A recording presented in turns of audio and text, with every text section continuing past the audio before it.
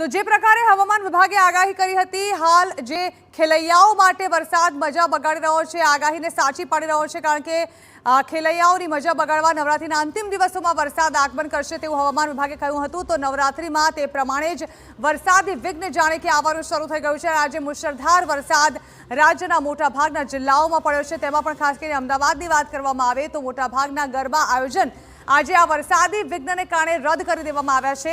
વડોદરામાં પણ આજે ગરબાનું આયોજન નહીં થાય, ભારે વરસાદના કારણે ગરબા નહીં યોજાય। ગરબા રદ થતા ખેલૈયાઓ નિરાશ થઈ ગયા છે અને ખેલૈયાઓની આશા પર પાણી ફરી વળ્યું છે।